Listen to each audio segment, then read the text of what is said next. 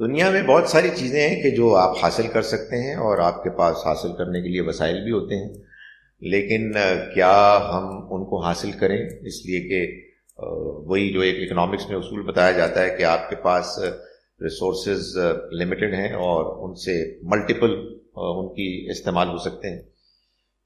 دیکھیں، میرا خیال ہے کہ اس سوال کا جو دینی پہلو ہے وہ تو اتنا ہے کہ جو آپ کے پاس مال اور وسائل ہیں یہ اللہ کی طرف سے آپ کے پاس ایک امانت ہے، اس لیے کہ جو کچھ بھی آپ کو ملا ہے وہ اللہ کی طرف سے ملا ہے۔ تو اللہ تعالیٰ آپ سے یہ توقع کرتے ہیں کہ آپ اپنے اس مال کو میانہ روی کے ساتھ خرچ کریں۔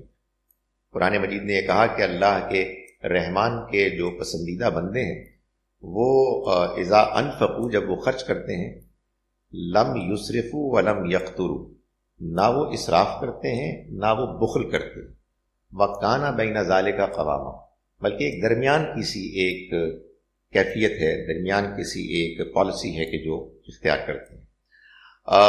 اس کا کیا مطلب ہے؟ اس کا مطلب میں نے ایک اور سوال کے جواب میں گزارش کی تھی، اللہ تعالیٰ نے ہماری اپنی انڈرسٹینڈنگ پر چھوڑ دیا۔ ہم کو منیمم زکوٰۃ تو دینی ہے لیکن ہم کو فضول خرچی بھی نہیں کرنی۔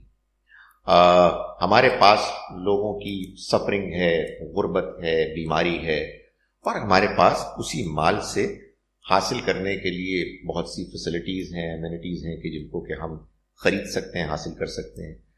تو میرا یہ خیال ہے کہ ایک ذہنی کشمکش جاری رہنی چاہیے کہ جس میں آدمی اپنے آپ کو سمجھائے کہ میں اپنے اوپر خرچ کرنے کے امکان کو کم کر کے دوسروں کی سہولت کے لیے سوچوں۔ اس میں کچھ لوگ آگے بڑھ جائیں گے، کچھ لوگ ذرا پیچھے رہیں گے، لیکن یہ وری ذہن میں ہمیشہ رہنی چاہیے۔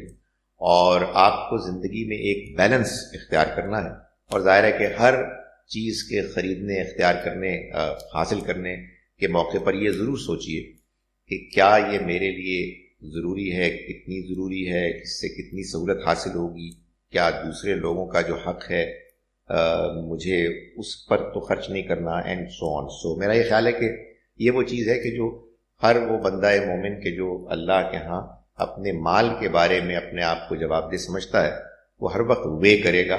لیکن I can not give you a clear answer about any shopping that you are planning to do. یہ آپ کا فیصلہ ہے جو آپ کو کرنا ہے۔